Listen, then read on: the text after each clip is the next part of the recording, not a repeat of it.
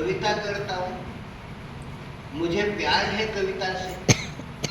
कविता मुझे सुनाती, कविता धीरे से, कोमलता से, कविता की कविता सुन करके मैं मतवाला हो जाता हूँ और उसी कविता को मैं जन गण के आगे गाता हूँ। कविता मेरा जीव प्राण, कविता हर सांसों की धड़कन। जब मैं कविता करता हूँ उसमें न आती कुछ अड़चन। कविताओं का एक बाग लगाया मैंने, कविताओं के फूलों से ही था उसे सजाया मैंने। कविता के फूलों से मैं देवों का पूजन करता हूँ और कविताओं की माला माता सरस्वती को अर्पण करता हूँ। ये मेरे जीवन की प्रथम कविता है जो मैंने 6ठी क्लास में लिखी। क्या बात है। और जब इस कविता का पुरस्कार ये मिला कि मेरे गुरु राम स्वरूप शुक्ल दयाल, मैं ये कविता लिख रहा था और वो कविता पढ़ा रहे थे। एक नंबर मिडिल स्कूल में मैं ये कविता लिख रहा था और वो कविता पढ़ा रहे थे और पढ़ाते पढ़ाते उनका ध्यान गया कि वो जो पढ़ा रहे हैं उसकी तरफ तो मेरा ध्यान ही नहीं है, मैं अपनी कॉपी पे कुछ अलग ही लिख रहा हूँ। तो वो आए और उन्होंने बिना कुछ सोचे समझे वो कुपित हो गए। तो उन्होंने एक थप्पड़ मेरे को इनाम के रूप में दिया। तो दूसरा इनाम ये हुआ कि मेरा सिर दीवार से जाके टकराया। प्रथम कविता का ये पुरस्कार था। और जब उन्होंने मेरे हाथ से कॉपी ली, जब मेरे हाथ से दयाल गुरु ने कॉपी ली और उस पर लिखी हुई इस कविता को पढ़ा तो उनके नेत्रों में आंसू थे और उन्होंने कहा कि मुझसे बड़ा अपराध हो गया कि एक सृजन करता पुरुष को मैंने अपराध करते हुए दंडित कर दिया। उसी क्षण से वो मेरे गुरु थे और मैं उनका शिष्य।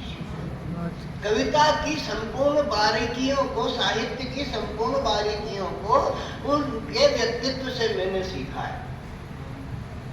राम स्वरूप शुक्ल दयाल के पास भले ही एमए, पीएचडी और ये डिग्रियों का भरमार नहीं हो, वो केवल vernacular final 7th class pass थे। लेकिन जब वो अपनी वाणी वाग्धारा के माध्यम से समाज के सन्मुख संपुट होते थे तो ऐसा लगता था कि वीणा की झनकार के साथ साथ शब्दों की टिकरण क्रांत के साथ वो मनुष्य के हृदय स्थल में प्रवेश करते चले जा रहे हैं। समिति के द्वारा चलाई जाने वाली जो विद्यापीठ की स्थितियां थी उनमें वो अध्यापन कार्य किया करते। कविता कविता होती है, साहित्य साहित्य होता है। और फिर नारी अगर साहित्य पे बात करें तब ऐसा लगता है कि उसका तो जीवन ही काम है। व्यर्थ लिख दिया तो उन्होंने कि राम तुम्हारा जीवन है। नारी का जीवन ही तो सबसे बड़ा कार्य। क्या राम के पहले सीता का नाम क्यों है? कृष्ण के पहले राधा का नाम क्यों है? शंकर के पहले भवानी क्यों विराजमान है? क्यों ऐसा होता है? तो जो मेधा है, जो प्रज्ञा है, जो शक्ति है वो सरस्वती है। वो सरस भी है, वती भी है, रसवती भी है। कविता के पास 9 रस होते हैं और अब उसमें एक नया रस भी प्रविष्ट होता चला जा रहा है जिसे हम अभद्रता भी कह लेते हैं। उस हास्य को लेकर के जो हम अभद्रता करते हुए दिखाई देते हैं वो क्या है? अभी आज भी अखबारों में एक समाचार है अभद्रता को लेकर।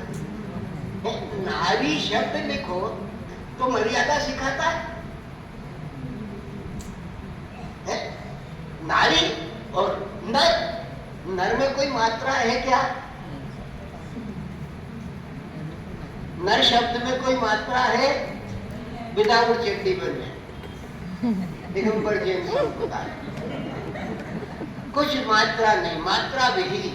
और नारी शब्द में 2 मात्राएं, दोनों बड़ी मात्राएं। छोटी मात्रा का काम ही नहीं। ना के ऊपर आ का डंडा लगा हुआ है। वो नारी के मान, सम्मान और स्वाभिमान का परिचय है। और र के ऊपर जो ई की मात्रा पड़ी हुई है वो नारी की मर्यादा की घोषणा करती है। तो शब्द जो है मर्यादा का शास्त्र भी लेकर के चलता है नर और नारी के साथ। मन नपुंसक लिंग नारी के पास भी होता है, पुरुष के पास भी होता है। नारी और पुरुष के पास जो मन होता है वो मन ही होता है। उसमें कोई विज्ञान काम नहीं करता, कोई व्याकरण काम नहीं करता। मन मन है क्योंकि मन लोभी, मन लालची, मन कामी, मन चोर। इस मन के मते न चालिए, पलक पलक मन हो। लेकिन कवि मनरंगी होता है। मुझे कविता विरासत में मिली। मेरे पूज्य पिताश्री बहुत बेहतरीन कवि थे और इस मालवा अंचल में उनकी कविताएं महिलाओं के द्वारा गाई जाती थी, पुरुषों के द्वारा गाई जाती थी। और उनका एक संकीर्तन दल था जो राम दंगल के नाम से प्रसिद्ध था। उस राम दंगल में जो कविताएं होती थी उसमें भी एक तरफ मेरे पिताजी की पार्टी होती थी, दूसरी तरफ माणिक वर्मा के पिता की वर्मा पार्टी हुआ करती थी। और उन दोनों के बीच में जब संवाद स्थापित होते थे, जब संवाद स्थिर होते थे तो एक विषय विशेष पर एक पक्ष गाता था, तब उसका उत्तर देने के लिए दूसरा पक्ष वहीं पर रचना धर्मिता का निर्वाह करते हुए वही सृजन करता था और उसका जवाब लिखता था। वो जो तत्कालिक काव्य चेतना थी वो आज लुप्त हो गई, वो हमें दिखाई नहीं देती। कविता टेढ़ी मेढ़ी हो गई, भाव प्रधान है। ये तो सच है कि जो बरसे बरबारी विचारू सोई कवित्व चिंता मणि चालू। पर कहत कठिन क्या है? कहत कठिन, समझत कठिन, साधत कठिन विवेक। 3 अक्षर है विवेक में, 3 अक्षर है विवेक। लेकिन विवेक है क्या? विवेक, विशिष्ट, वेगवान और कमनीय। ये साहित्य विशिष्ट, वेगवान और कमनीय। और जो विशिष्ट और वेगवान और कमनीय हो तो ही जनजीवन में जाकर के अपनी स्थापना को पूर्ण रूपता संकल्प के साथ में स्थापित करने की योग्यता प्राप्त करता है। तुलसीदास सरी का व्यक्तित्व कहता है, महाकवि जो 24 घंटे गाया जाता है। एकमात्र कवि विश्व में ऐसा पैदा हुआ, एकमात्र कवि, एक माता हुलसी ऐसी पैदा हुई जिसने ऐसा नरवृत्त दिया, काव्य की जनता को दिया, काव्य की जमीन पर दिया, जिसकी कविताएं 24 आवर्स गाई जाती है। और उसकी कविता को गाने का परिणाम क्या होता है? अगर आपने प्रसंग पढ़ा रामचरितमानस का, शंकर जी का विवाह, अब शंकर जी का विवाह आपने पढ़ा तो आपको इसको पढ़ने के बाद आपको क्या मिला? आप क्या पाओगे? आपने शिव विवाह तो पढ़ लिया रामचरितमानस में, तो रामचरितमानस में आपने शिव विवाह पढ़ा तो उसकी फलश्रुति क्या है? बोले यह उमा शंभु विवाह जे नर पढ़हि सुनहि जे गावहि। कविता कामना की पूर्ति करती है। बाबा तुलसीदास कहते हैं कि यह उमा शंभु विवाह जे नर पढ़हि सुनहि जे गावहि। कल्याण काज विवाह मंगल सर्वदा सुख पा। उस साहित्य को पढ़ने की इतनी बड़ी फलश्रुति। और ऐसे भी लोग हुए। जब पशुपालक के बीन बजाने वाला चला गया, राजा था उस क्षेत्र का, पशुपालक था, राजा हो गया। अब उसके वहां जाकर के उसने वीणा बजाई। अब उसके कुछ समझ नहीं आई, वो तो ढोरों की भाषा जानता था, पशुपति था, उसने बीन बजाई। तो वहां पर एक समझदार पुरुष बैठा था, उसने उस वीणा वादक से कहा कि अरे तू किसको बता रहा है ये? योग्यता के मानदंड को जानता समझता है या नहीं समझता? तो किसके सामने ये बीन बजा रहा है? अरे तो उसने संकेतात्मक स्वरों में कहा उससे कि तुम गाहक करबीन के, ये पशुपाली के, ये पशु पालता है, तुम गाहक करबीन के, तुम्हारे हाथ में कर से बजाने वाली वीणा है, तुम इस करबीन को लेकर के संपूर्ण सृष्टि को मोहित कर सकते हो, लेकिन ये करबीन का उपासक है, वो जो कड़क गाय को खिलाया जाता है वो करबियों का वापस है। तुम गाहक करबीन के, ये गाहक करबीन, तुम गायन परवीन हो, तुम गायने की कला में प्रवीण हो, और ये गायन परवीन, ये गायों को परखने में प्रवीण है। तो शब्द अपनी अर्थवत्ता को लेकर के खड़ा हो जाता है। हम सब हैं पुरुष और आप सब महिमामयी माताएं बहनें यहाँ पर बैठी हुई हैं, हमको भी डांट पड़ती है घर में और डांटती है। आदमी कितने बड़ा विवेकानंद हो, रात को जब वो अपनी श्रीमती के पास बैठता है तो वो उसे ज्ञान देती है और ज्ञान देते हुए एक ही बात कहती है कि तुझमें अकल नहीं है, और वो सिर्फ झुका करके इस बात को स्वीकार करता, और जो निस्वीकार करता वो आगे में मजा। तुलसीदास उदाहरण है, तुलसीदास उदाहरण है इसके। कुलरत्ना ने एक ही बात कही उनसे कि अस्थि चर्ममय देहम तासो ऐसी प्रीत ऐसी श्री रघुनाथ होती न तो नहीं होती। हमारी पत्नी भी हमसे रहते थे कि पेटल लेके मेरे रूम पे रहते, ये करते रहते, वो करते रहते, हमें से किसी की ताकत नहीं होती कि घर छोड़ के बाहर निकल जाए और गंगा तट पे बैठ के रामायण लिख ले। रामायण लिखना तो दूर, रामायण पढ़ना ही नहीं आता है, पर वो उसने डांटना नहीं छोड़ा और हमने सहन करना नहीं छोड़ा। ये वृत्तियां हैं मनुष्य के संचारी भाव और स्थायी भाव। मनुष्य का जो संचारी भाव होता है वो समय विशेष पर, परिस्थिति विशेष पर निकल करके आता है, और जो स्थायी भाव होता है वो तो श्रद्धा का होता है, प्रेम का होता है, विश्वास का होता है। वंदे भगवानी शंकर और श्रद्धा विश्वास रूप या अभ्याम बिना न पश्यन्। ये जो भावनाएं हमारी उद्रेक बन के बादल बन करके छाती है और जब टकराती है तब जाकर के बरसती है। कभी पहले अनुभव करता है लेखक, पहले उस जानकारी को जुटाता है, अपने आप को पुष्ट करता है, और पुष्ट करने के बाद ही उसे समाज के सामने प्रेषित करता है कि लो अब ये पाथेर तुम्हारा हुआ, मैंने इसका सृजन करके दे दिया। आदरणीय बैठी हैं, दद्दू बैठे हैं, 93 साल की मूर्तियां यहाँ पर विराजमान है? इनके द्वारा लिखी हुई इबारतों को खंडित करने की ताकत किसी के पास है कोई महमूद गजनवी? है जिन्हें आलोचक कहते, समालोचक कहते। आलोचक वो हो जाते हैं जो जलते भूनते हैं। कवियों की एक विशेषता होती है, एक नगर में दो कवि हो और वो आपस में मिल जाए तो वो एक ही बात करते हैं कि वो पट्टे इस शहर में लिखने वाले दो ही, एक तू और एक मैं, और तू भी क्या, तेरी भी क्या औकात। लेखन में जो प्रतिस्पर्धा का भाव आता है वो उस प्रतिस्पर्धा के भाव से या तो दुश्मनी को पैदा कर देता है, अच्छे साहित्य का संस्कार कर देता है। इस बात का उदाहरण यदि आपने देखा, इस बात का उदाहरण देखना है तो गोस्वामी तुलसीदास जी की रामायण को लेकर के किंवदंती साहित्य के जगत में पूर्ण रूप से विख्यात है। वो महात्मा केशवदास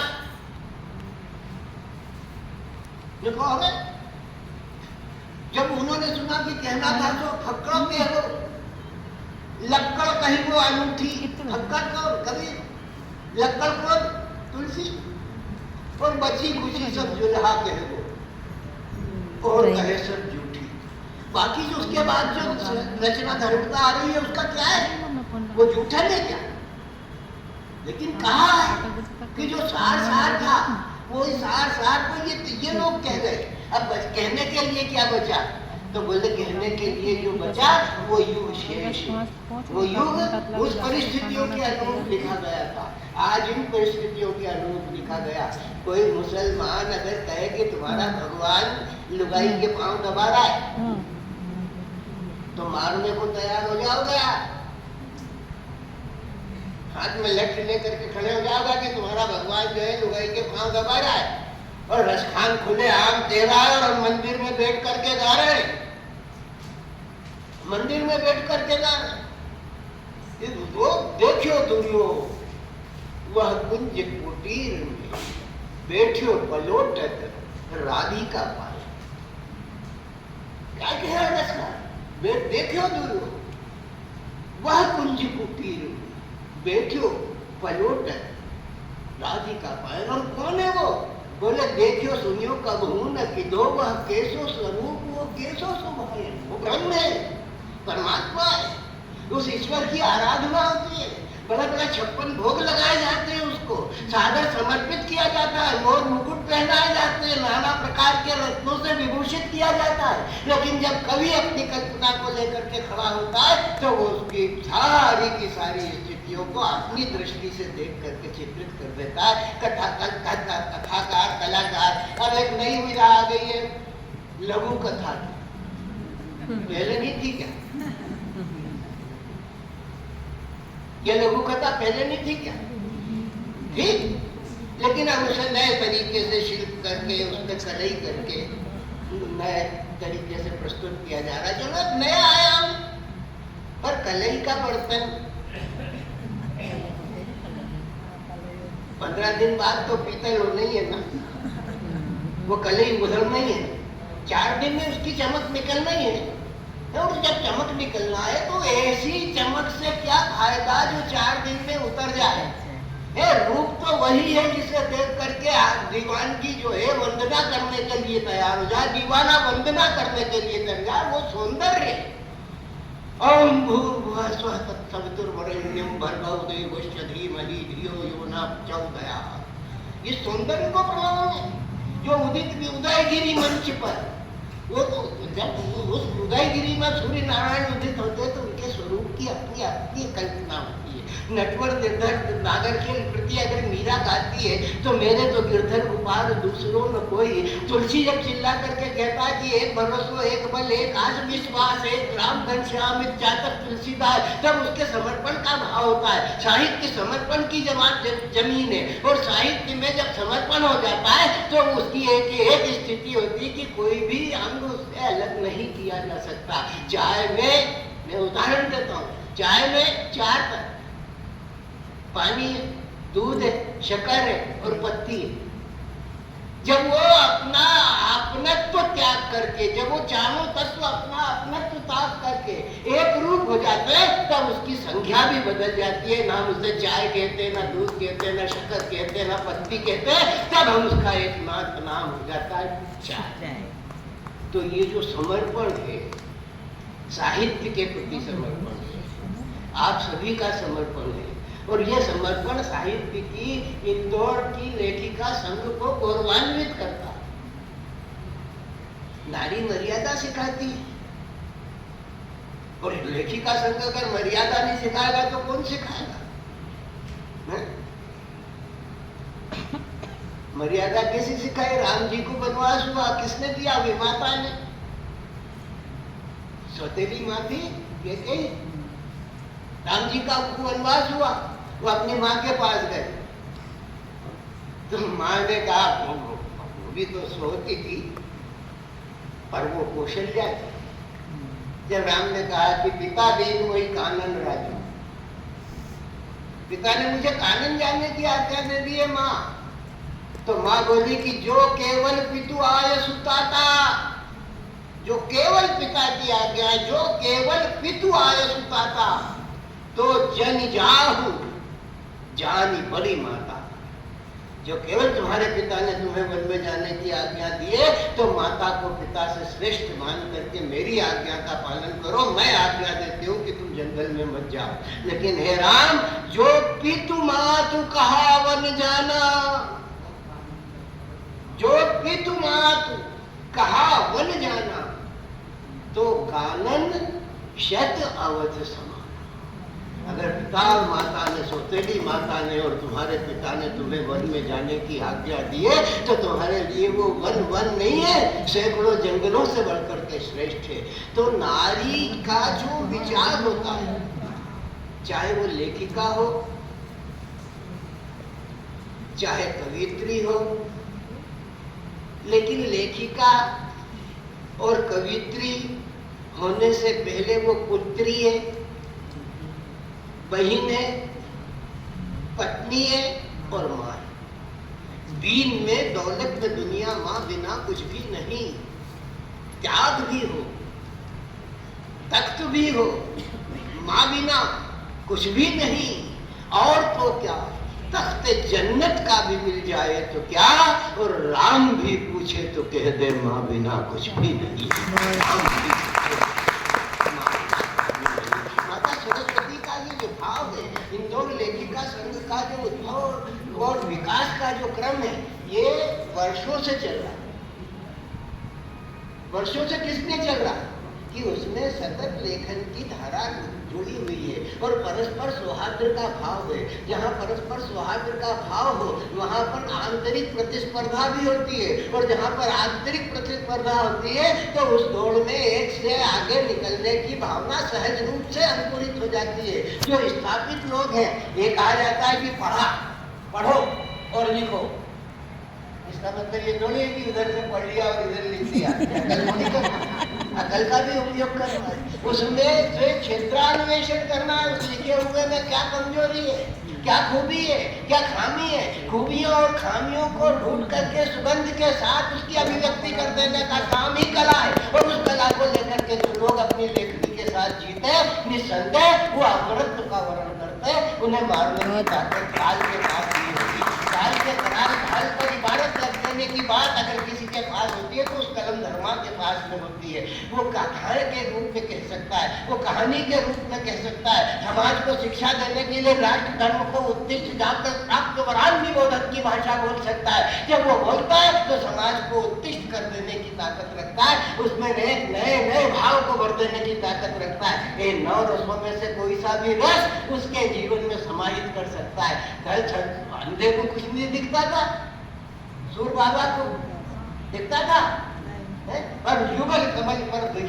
गजवर क्रीड़त था, पर सिंह करत अनुराग। अर्थ बताओ, जुगल कमल पर गजवर क्रीड़त था, पर सिंह करत अनुराग।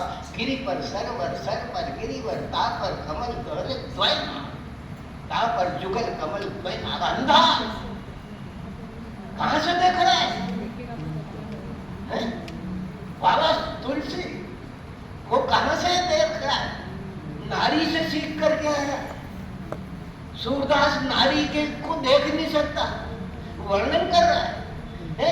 सूरदास तुलसीदास जब आया है वहां से रत्नावली से पिट करके, पराजित होकर के, तब कहता है कि अब लो नसानी, अब रान सही हो, राम कृपा भव निशा सिरानी, जागत पुनि नट सही हो प्रभु जी, अब लो नसानी, अब नान सही हो, अब नान सही हो।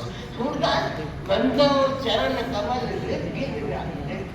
हरिदास, जाकी कृपा पंगु गिर लंघे, अंधे को सब कछ दर्शाई, बहिरो सुने मूक मुनि बोले, अंधे को सब रंक चले सिर छत्र धराई।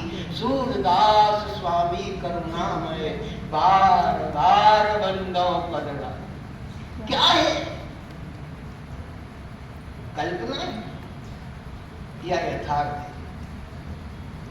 साहित्य कल्पना जन्य है, कल्पना जन्य या यथार्थ जन्य?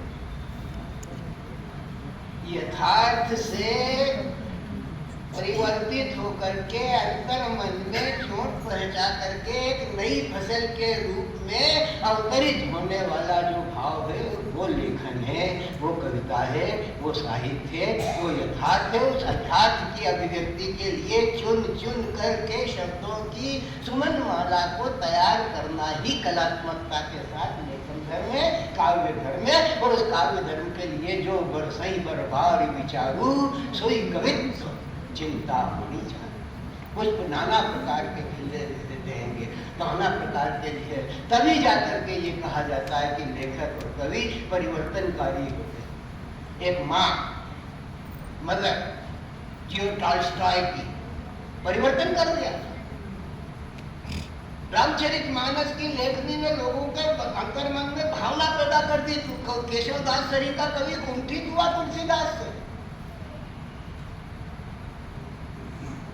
और यहाँ तक कहा गया किंवदंती साहित्य के जगत में कि उसके परिणाम स्वरूप केशवदास ने जो अभद्र टिप्पणी की, उसको क्या बजा कर उसमें क्या है। एक रात में रामचंद्रिका का ग्रंथ लिखा गया, ये सारे साहित्यकार जानते हैं। रामचंद्रिका जो लिखी केशवदास ने, तो प्रतिस्पर्धा के भाव को लेकर के लिखी, और परिणाम ये हुआ कि उनके शरीर में कुष्ठ हुआ।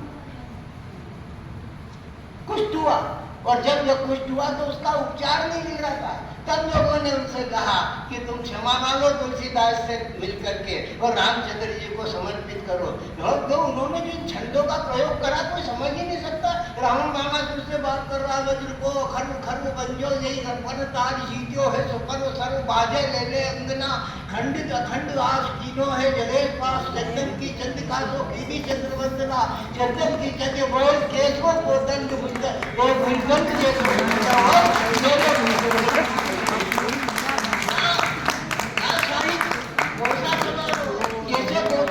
मोती कौन निकालेगा, मोती कौन डालेगा, उसमें से सीप में रखे हुए मोती की चमक को पहचानने की तारीख किसके पास होगी? वो इनके पास होगी, जो इस साहित्य समिति के फोटो में जुड़े हुए आज भी दिखाई देते।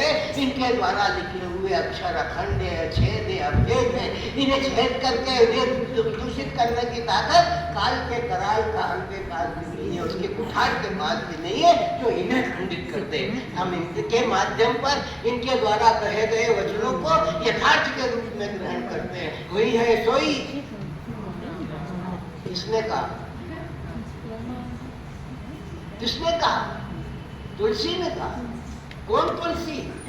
पैदा होते ही बाप ने फेंक दिया, मां मर गई। अभक्त मूल नक्षत्र में पैदा होने वाला, पैदा होते मां मर गई, बाप ने फेंक दिया, कूड़े से उठा करके दासी ने पाल दिया।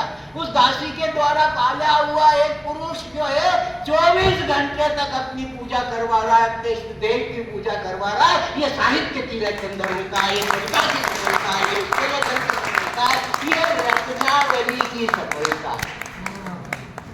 जहाँ तुलसी की सफलता नहीं है, ये रत्ना की सफलता है। आज बहुत सारी रत्नावली है, बहुत सारे तुलसीदास को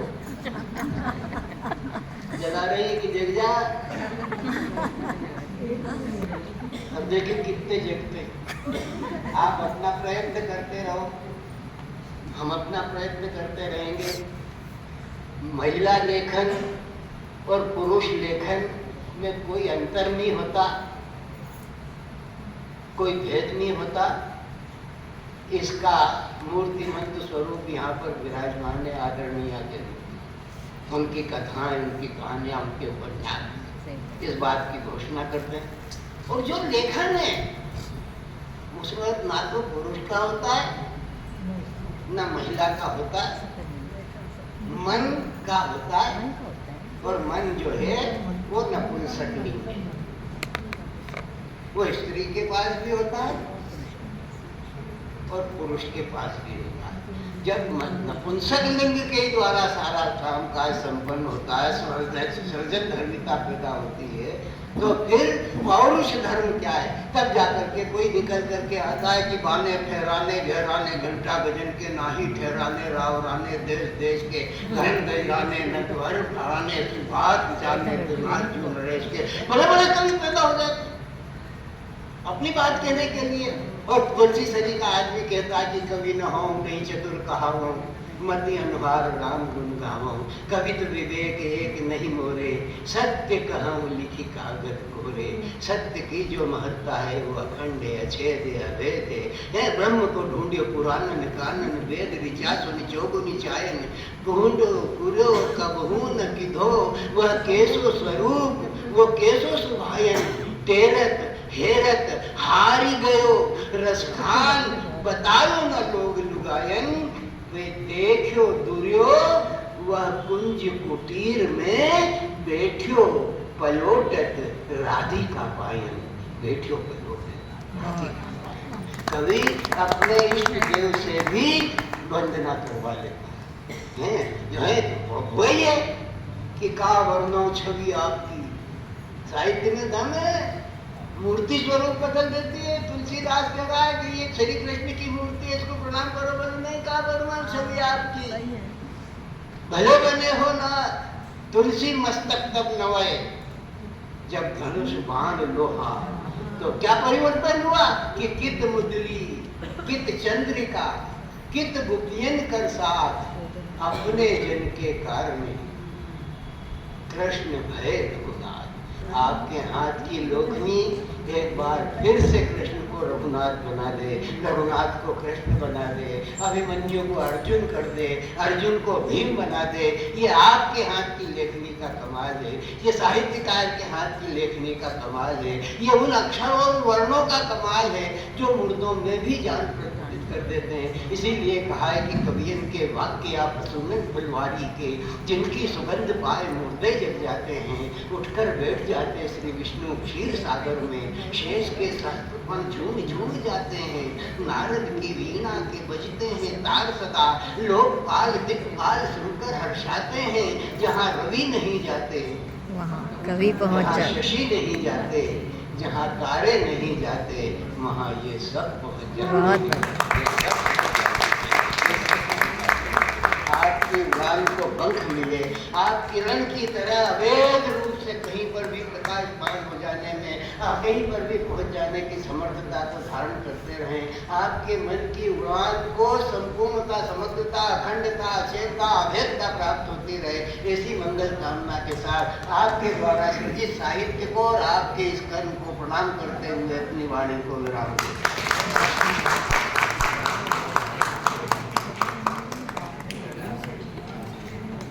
धन्यवाद भी छोटा पड़ जाता है।